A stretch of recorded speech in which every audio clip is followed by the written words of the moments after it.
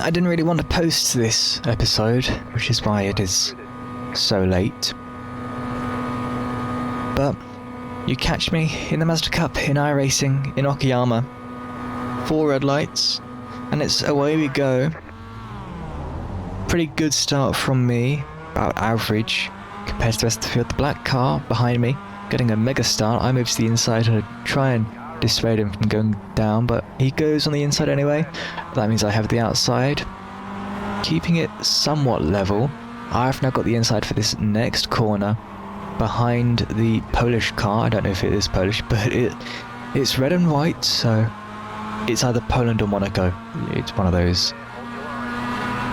Black car then gets in front. I dive down the inside to cut off the orange car and make a move on the black car. Works perfectly, except the orange car, he gets on the inside on the exit. He gets the better line, gets a better run, and he's much faster. Down the straight we go. I get the slipstream as everyone moves over to the left, and that means I pull level, even in front of the orange car, going into the hairpin here. A little bit of argy-bargy forwards and backwards with the orange car, and he just much bigger balls than me. He goes far faster through that corner, much better with his tyres, as we do a little bit of off-roading. Nothing the suspension can't handle around here, and I just take him out. I just get too angry, I take him out. Obviously it was an accident, and the best thing to do to just let him have the position. So I wait for him, I let him go in front, and that is that. Rounding the final few corners to finish lap 1, and you can see I'm just getting further and further away from him. I don't know why he started so far down. He's such a good driver, he should be pole position, getting far in front of the pack, but oh well. In the moment, you'll see I was not too sure what his strategy was. As we go through turn 1, absolutely cooking these tyres I am. You can hear them squealing away like pigs at a farm. You can see he just pulls over to the side, and he lets me pass for some reason. Obviously, hindsight, he wants to get to the front, understandable, but in the moment I was going, what is he doing? As he slipstreams me, gives me a bump draft, and we'll get the tone now. That speeds both of us up, as we both get less drag on our car from the wind. It's weird physics stuff. Into the hairpin now, he pulls back. I dive down the inside because I'm not too sure what his strategy is. And then here, he decides to go a bit too close, give me a little tap, spins. What do you mean that's my fault? iRacing giving me the instant points for his mistake. Not too sure why iRacing did that, but it did. Next lap then, he gets back up to me, and I'm not having him crash me again. So a little look behind us. No one else is behind us once he passes us. And well, the following lap, I just wanted to check again. So we'll just have another quick look behind us as I meet Barry R. It's a good bloke, Barry. Very aggressive. As you can hear, he gives us some wheel damage as we round the final corners to finish the race. An unproductive race for me, not the best race. Filled of mistakes and just generally not clean from me. Well, the next race would see my USB drivers completely give up the ghost and forcing me to not be able to take part in the next race. This is the third race. 1226. And I was hoping that that was the technical issue done. There wouldn't be any more. Of course, you can probably guess what happens. So I'll just leave you with the raw audio.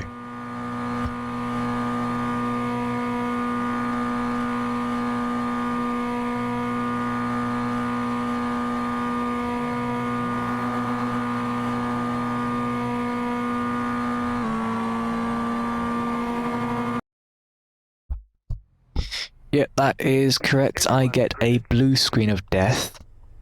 And that's why there was no vocals on there. Next race, I decide I've had enough of trying to do online and just wasting iRating. There's only so much safety rating and iRating that you can lose before you lose fun. So I decide I'll do some test races against AI. This is the first one. Good couple positions off the line. Of course, the AI not as difficult as the players are. Into the first hairpin, the orange and yellow car. You can see the yellow part, but the bonnet is orange. Nice little overtake on him as we then get slipstream down the back straight. Down we go under the Lexus signage, and you can see the orange car not in my slipstream. Very weird. The iRacing AI, obviously not thinking about everything, but it is AI after all. Two cars in front there battling, and I am just waiting my time, just trying to stay out of trouble, trying to get slipstream, avoid dirty air, and catch up to make an overtake. Into this hairpin, a lot of hairpins in this track, and you can see he just gets really good exits compared to me, and away he drives. We will skip forwards in time to, I think, lap 2. At the start of the back straight now, the orange car, you'll see in the rearview mirror, he moves over to the right side of the track. And I follow suit, blocking off an overtake there. Then I move back to the middle to open up the corner for myself. A little bit on the brakes, making sure the car stays in a straight line. Staying on the apex, and dumping the throttle on the way out. Speeding up time now, I've got that power, here we go. Time warp. As we come to the final hairpin of the track. And here, I'm just trying to really get a good exit. So I put the throttle down, and I put it down too much, and in trying to get a really good exit, I get a really bad exit instead. I keep it clean though, keep it going forwards, which is just the main part. No more spins. And on we go. Next lap, the back of the back straight. Looking down the inside, nothing becoming of it. And I actually see that there's 3 cars in front of me, pretty close together. The black car trying to get past the white car around the outside. So there's a gap here. And in the wise words of Ayrton Senna, as he comes up with an excuse, if you no longer go for the gap that exists, you're no longer a racing driver. So that's what I do right here, making up 2 positions on the black and the white car. The white car now has the inside line, better line, and he keeps the position. Good battling with the AI, but not what I want. So as we go back onto the back straight, just diving it down on the inside. Very easy here on the AI, they really don't like that corner. Blocking off the inside line exit, and pretty nice. Here I was just looking at the HUD and seeing how to control it, and not looking at where the racetrack is.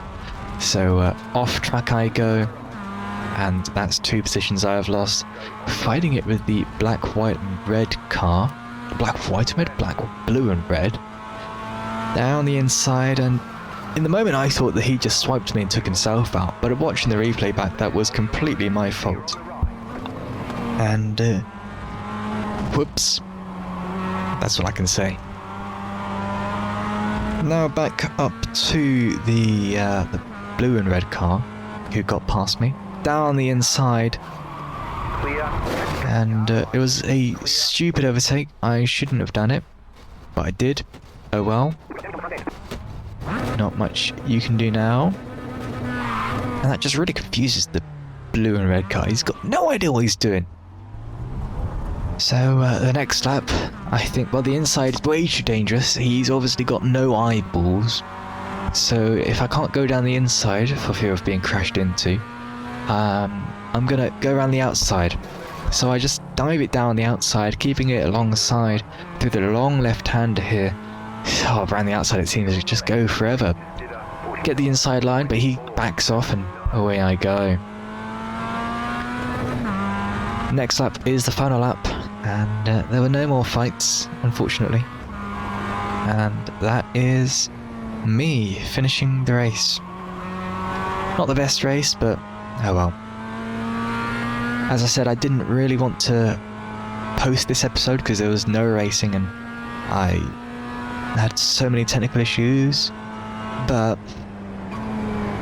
there's the flag, it's over. I thought you guys probably want to see something. The engineer saying I did really well. I don't really believe him. Well, thank you for watching this far. If you have made it this far, I don't know why you did, but thank you anyway. Next week, we will hopefully have less issues. Maybe we'll have a person being the spotter. New livery, by the way. I made this myself. No one will see it when we're racing, but for me, I know it's here. Thank you for watching, and I'll see you next week.